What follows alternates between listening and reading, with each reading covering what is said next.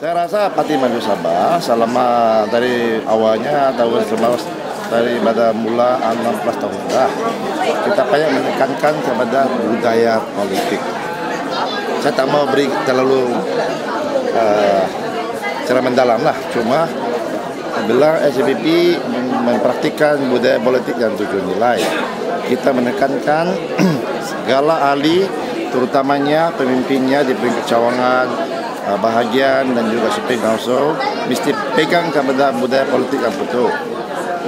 Dan kita lihat hari inilah, misalnya Fatimah sudah 16 tahun dalam parti, dalam cawangan, tidak ada apapun kepentingan, tapi dia masih berjuang. Hari inilah ada dia lihat dapat berjuang sebagai parti yang bertanding atas lambang sendiri. Jadi ini budaya politik yang saya rasa ada membezakan Parti Maju Sabah daripada parti-parti lain.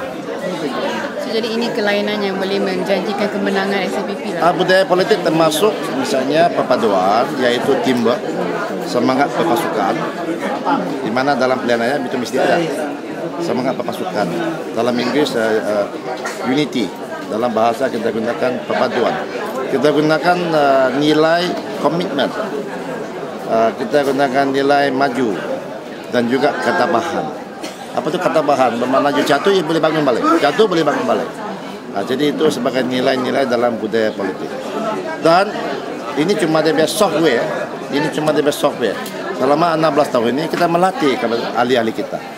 Pemuda, wanita, kita melatih ahli-ahli baru kita supaya mereka memahami dan juga mempraktikkan budaya ini. Jadi dia punya itu budaya politik, tambah lagi dia punya itu latihan selama ini.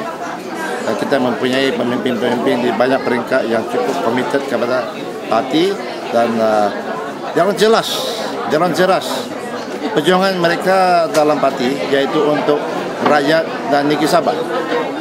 Tidak ada soal kepentingan diri. Ya, itu kena jelas. Baru kita boleh menjadi a more effective campaigning machinery.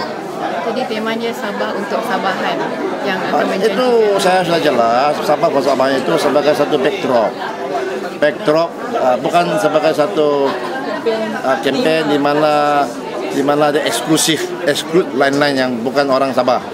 Kita sebagai satu backdrop, mengapa Sabah hari ini merupakan negeri yang paling miskin? You lihat di sini. Karena kan tidak berhenti-henti, ada menteri, di mana ketua menteri dan menteri keuangan dan lain-lain lah. Kita baca berbilion-bilion. Di mana sudah itu uang? Di mana sudah itu tanah?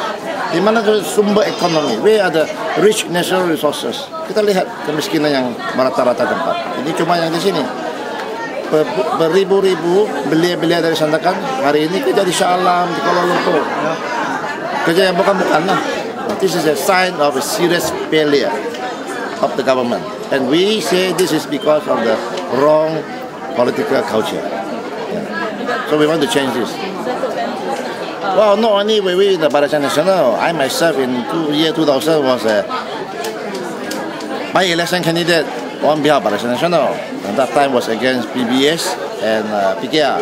Yes, we are quite aware of the immense resources and unlimited machinery that they have to inflict maximum damage on other parties and the candidate. So we are quite aware of that. This is what I was talking about, the risiko that we discussed until 2 a.m. On the midnight of October 22nd before we announced. The risiko memang ada, and we can see that coming already. So we are quite aware of that. But we are saying also with our 16-year political culture, with our machinery, and we have no choice but to fight. Because if we don't fight, it means surrender. If we don't fight, it's a surrender. So we have no choice but to fight, and we fight to win. Because we are fighting for Sabah and the people of Sabah. Yeah. This thing about us, Pakatan ka, BN ka, there's no option. Rejoining BN is not an option. It is out of the question altogether.